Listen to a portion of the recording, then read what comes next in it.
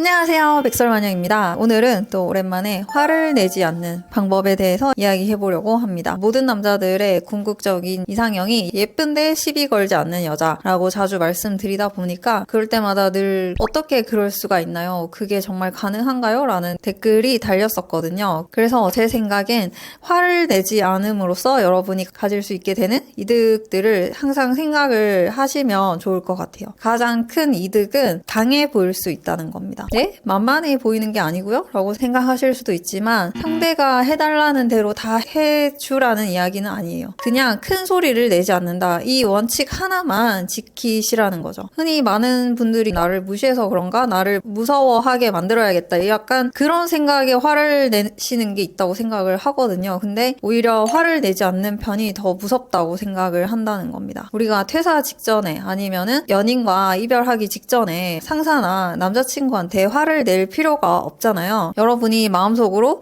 나는 이제 일주일만 있으면 여기를 나간다. 나 오늘은 진짜 얘랑 헤어질 거다. 이런 결심이 완전히 서 있는 상태에서 상대방한테 화를 낼 필요가 없잖아요. 그래서 오히려 그런 상황에 놓인 사람들은 은은한 부처 미소밖에 안 나오거든요. 왜냐? 나는 곧 여기를 떠난다. 이 사람을 떠난다. 라는 옵션을 선택할 수 있는 사람이니까 마음의 여유가 있는 상태가 된 거죠. 그래서 누구한테 화를 낼 필요가 없어지는 겁니다. 언제든 이 옵션을 버릴 수 있는 사람은 이 옵션에게 화를 내지 않는다. 이걸 역으로 생각을 해보시면 나한테 화를 안 내는 사람을 보다 보면 언제든 나를 떠날 수도 있는 사람처럼 보이기도 합니다. 그게 오히려 더 무섭고 옵션이 많아 보이고 여유로워 보이고 강해 보인다는 거죠. 그래서 나한테 화를 내는 사람은 나 말고는 갈 데가 없는 사람들이에요. 그러니까 자꾸 나를 뜯어 고치려고 화를 내시는 거죠. 나를 뜯어 고칠 생각 없이 그냥 나를 버리고 떠나실 사람들은 나한테 화를 안 냅니다. 그래서 나한테 화를 내는 사람은 다른 옵션이 없어 보인다. 굉장히 조바심이 느껴지고 심지어 불쌍해 보이기도 합니다. 그래서 그 화를 내는 횟수가 많아지면 많아질수록 어차피 나를 버리지 못한다는 생각이 들어요. 살면서 여러분한테 가장 많이 화를 낸 사람이 누가 있을까요? 아마 대부분 어머니였을 수도 있습니다. 이래라 저래라 이렇게 해야 된다. 저렇게 해야 된다. 이렇게 요구사항들이 많이 있으셨을 거예요. 왜냐하면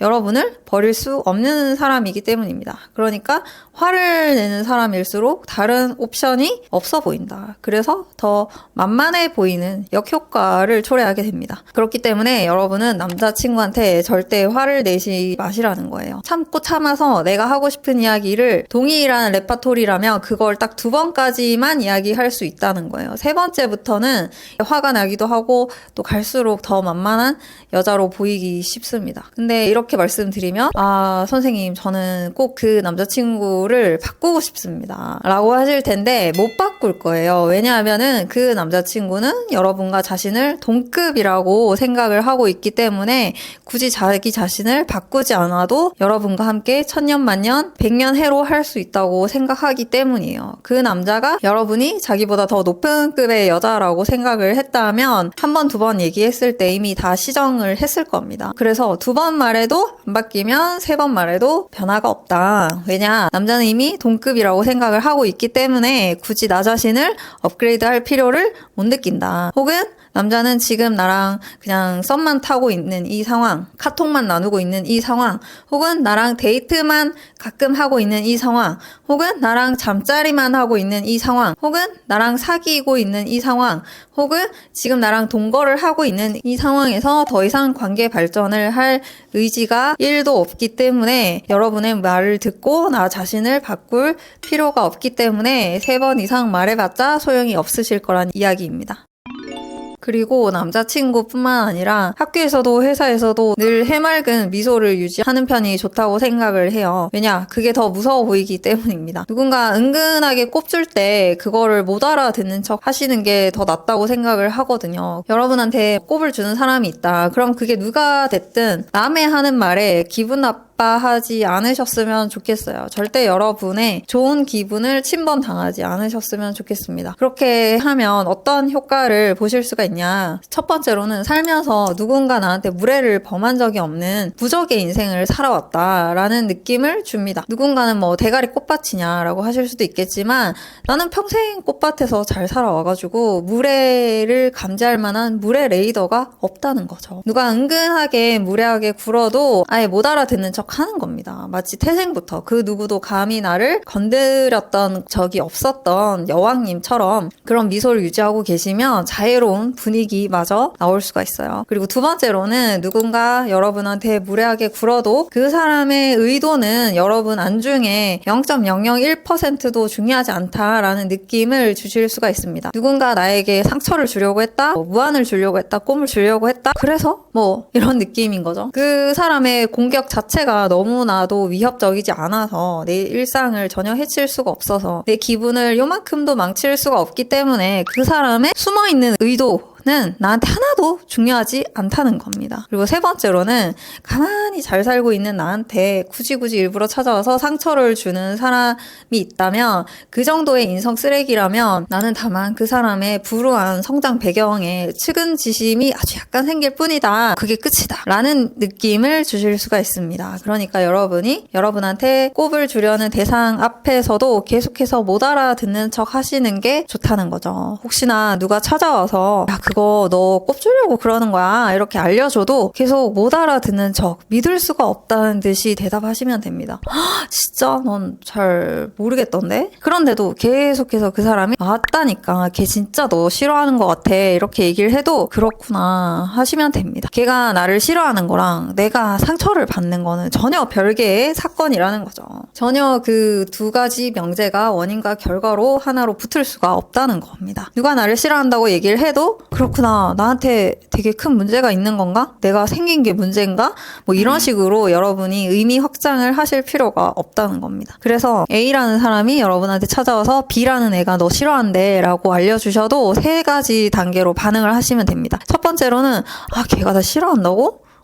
그래? 잘 모르겠는데? 이런 식으로 일단 모르는 척을 하시는 거예요. 그 다음에 두 번째 단계로는 그 사람이 계속 얘기를 하면 그래? 걔가 요즘에 집에 뭐 안 좋은 일이 있나 보다 이렇게 측은지심을 보여주실 수도 있습니다. 그리고 세 번째 단계로 그 사람이 계속 포기하지 않고 이야기를 하신다면 그렇구나 하고 끝! 다른 이야기로 화제 전환을 하시거나 그냥 더 이상 대답을 하지 않으셔도 돼요. 그러니까 누가 적대감을 여러분한테 드러내든 아니면 누가 남의 적대감을 대신 알려주든 여러분이 그 사람을 적으로서 끝까지 공식 인정하지 않는 겁니다. 그러면 여러분은 무적의 상태에 놓일 수 있다는 거죠. 내 인생에는 적이 없다. 내 인생에는 적수가 없다. 그게 바로 강한 사람의 아우라 될 수 있습니다. 그래서 여러분의 적으로서 공식적으로 인정을 받지 못한 그 사람은 오히려 굉장히 짜증이 날 수 있겠지만 뭐 어쩌겠어요. 그 사람은 아마 혼자 허공에 짖는 개미가 된 기분을 느끼게 될 겁니다. 물론 여러분이 진짜로 잘못한 게 명백하게 있고 누가 그걸 알려주신다면 바로 그 즉시 사과하고 시정하겠습니다 라고 하시면 되는데 그게 아니라 그냥 뭐 밑도 끝도 없이 누가 나를 싫어하는 것 같다, 꼽을 주는 것 같다, 그럴 때는 어떻게 해야 되냐 이런 질문들이 계속해서 있어 왔기 때문에 그럴 때는 이런 식으로 생각을 하시면 좋다라는 의미로 말씀을 드린 거고요. 사실 그 사람이 정말로 꼽을 준 건지 안 준 건지는 우리는 알 수가 없거든요. 그럴 때는 그 사람이 꼽을 준 건지 안 준 건지, 준 거라면 왜 준 건지 그런 것들을 알아내실 필요가 없으시다. 궁금해하실 필요도 없습니다. 왜냐, 여러분의 기분은 여러분만의 것이니까 사실 이런 이야기를 예비 시댁이나 아니면 지금 시댁 문제로 상담 오시는 분들한테도 자주 해드리는 이야기예요. 언니, 그분이 저한테 그런 의도로 말씀하신 거 아닐까요? 이렇게 생각하시는 분들이 굉장히 많거든요. 그러면은 제가 아닐 거다. 설령 그렇다 한들 그게 무슨 상관이냐라고 말씀을 드려요. 왜냐면 옛날처럼 시댁이랑 같이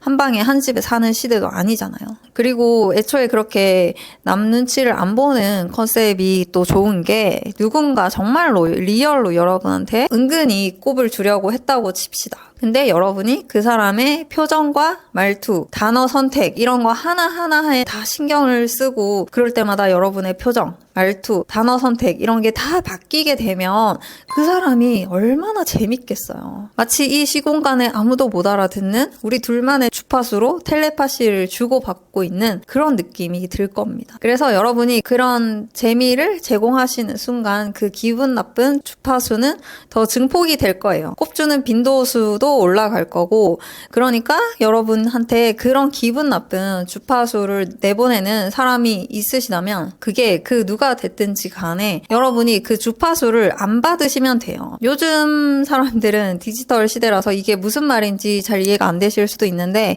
옛날 아날로그 시대에는 라디오나 TV나 이렇게 다이얼을 돌려서 주파수 맞추어서 틀었거든요. 그러면은 그 주파수 채널에 맞는 소리가 들린다거나 영상을 보실 수가 있죠. 마치 그런 것처럼 여러분이 그 기분 나쁜 주파수에 일일이 여러분의 다이얼을 맞추지 않으셔도 된다는 거예요. 여러분은 그냥 항상 기분 좋은 주파수에 여러분 기분을 365일 딱 고정을 해놓으시면 주변에서 아무리 누가 잡소리를 해도 그 사람은 그냥 허공에 짖는 개미가 될 뿐이에요. 그리고 그 사람이 여러분한테 별 감정이 없던 사람이라고 해도 그냥 그날 기분이 나빠서 헛소리를 했을 수도 있어요. 근데 그걸 여러분이 못 알아듣고 헤헤거리고 있으면 그 사람이 괜히 엄한데 화풀이를 했구나 이렇게 나중에 자기 반성을 할 수도 있고요. 아니면 어차피 얘는 못 알아듣는 애구나 싶어서 더 이상 안 할 겁니다. 그것도 다 알아듣는 사람한테나 계속 할 수 있는 거예요. 아까 말씀드렸듯이 못 알아듣는 사람한테는 계속 해봤자 재미가 없기 때문에 계속 할 수가 없습니다.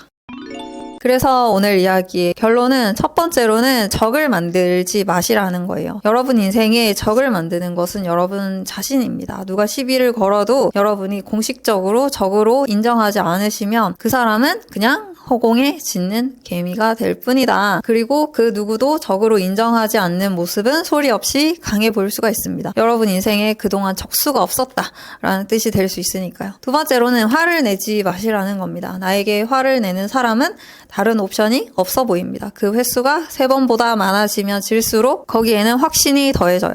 이 사람은 나를 버릴 수가 없구나. 그래서 이렇게 초조해 하는구나. 그래서 만만해집니다. 사람은 퇴사하기 직전에, 손절 직전에는 오히려 굉장히 조용해진다는 거를 명심하시기 바랍니다. 세 번째로는 2번 말해도 안 바뀌는 남자는 3번 말해도 안 바뀝니다. 왜냐하면 그 남자는 여러분과 자신을 이미 동급으로 보고 있기 때문에 더 이상 자신을 업그레이드 할 필요성을 전혀 못 느끼고 있기 때문입니다. 혹은 더 이상 관계 발전을 할 생각이 전혀 없기 때문에 자신을 업그레이드 할 생각이 없습니다. 그러니까 여러분이 다른 누군가를 바꾸고 싶어서 미칠 것 같으면 그 남자는 냅두고 여러분 자신을 업그레이드 하시기 바랍니다. 똑똑한 남자라면 알아서 뒤쫓아 옵니다. 제가 인간관계 전문가는 아니지만 그냥 제가 생각하는 처세에 대해서 궁금해 하시는 분들이 있기 때문에 말씀을 드렸던 거고요. 저렇게 정신 승리하는 방법도 있구나 이렇게 알아가시면 좋을 것 같습니다. 오늘의 이야기를 하면서 제가 생각이 나는 책이 한 권 있는데요. 바로 소공녀 세라입니다. 제가 전에도 추천드렸던 책이에요. 이 주인공이 진짜 대단한 게 주변에서 아무리 사람들이 시비를 걸고 물고 늘어져도 그 누구도 자신의 적으로 공식적으로 인정해주지 않습니다. 끝까지 고고하게 여왕님의 태도를 유지해요. 나는 너희랑 다른 레벨에 있다. 아예 다른 차원에 있고 다른 선상에 있다. 그런 고 자세를 유지하는 캐릭터예요. 미성년자인데도 불구하고 그런 식으로 나오니까 너무 대단하다라는 생각밖에 안 들거든요. 그래서 그런 고 자세를 유지했을 때 주변인들의 심리 묘사도 굉장히 자세하게 나옵니다. 시비를 걸던 사람 그리고 그런 장면을 옆에서 계속해서 지켜보고 있던 사람들이 세라를 보면서 와 쟤는 뭐지? 쟤 진짜 뭐야? 쟤는 뒤에 큰 백이 있는 건가? 하면서 가끔씩 두려움을 느끼는 사람들도 있습니다. 그러니까 한 번쯤 읽어보시고요. 여왕님의 태도는 이런 거구나를 좀 자세하게 간접적으로 느껴보시면 좋으실 것 같아요. 오늘도 여기까지 들어주신 우리 설탕이들 너무너무 감사드리고요. 앞으로 우리 설탕이들 모두 꽃길만 걸으시고 오늘 알려드린 퀸의 마인드로 어디서든 무적의 인생 살아가시길 바랍니다. 오늘 이야기에서 공감하셨다거나 더 궁금한 점이 있으시면 댓글로 많이 남겨주시기 바라요. 그럼 우린 다음 시간에 다시 만나요. 그때까지 모두들 안녕. 살바.